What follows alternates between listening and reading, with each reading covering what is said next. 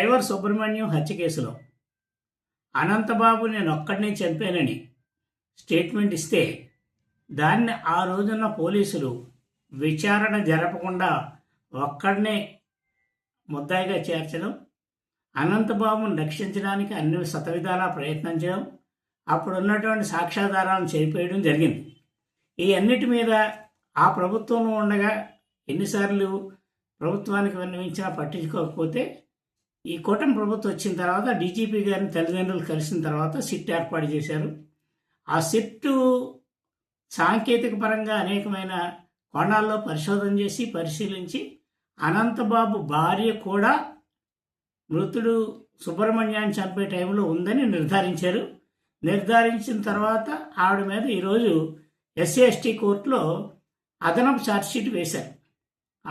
ఏ2గా ఆవిడని చేర్చి మేము సిట్ని ఆ విధంగా ఆ చేసిన పనిని మేము స్వాగతిస్తూనే ఇదొక్కటే కాదు, ఆ రోజు ఎస్పీ మొదలుకొని డిఎస్పీలు, సిఐలు, పోలీసులు కూడా పూర్తిగా ఈ ఆధారాలు చెరిపేసిన సంఘటన అందరికీ తెలిసిన విషయమే.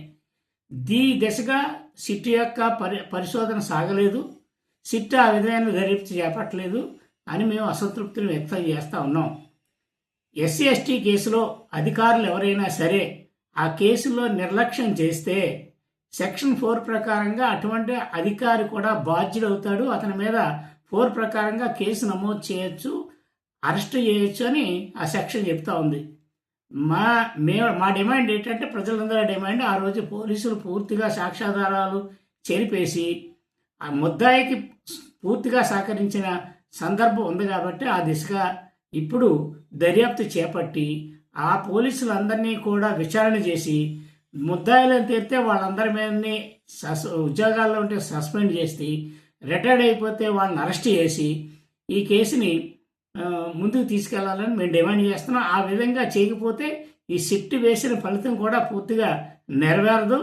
అధికారులకు నిర్లక్ష్యం పూర్తిగా స్పష్టంగా కనపడుతుంది కాబట్టి అధికారుల మీద చర్య తీసుకోవాలని, ఆ విధంగా చర్య తీసుకోకపోతే రాష్ట్ర వ్యాప్త ఉద్యమానికి మేము మొదలు పెడతామని తెలియజేస్తున్నాం. నా పేరు Putta Varaprasad, Republican Party of India Ambedkar రాష్ట్ర అధ్యక్షుడిని.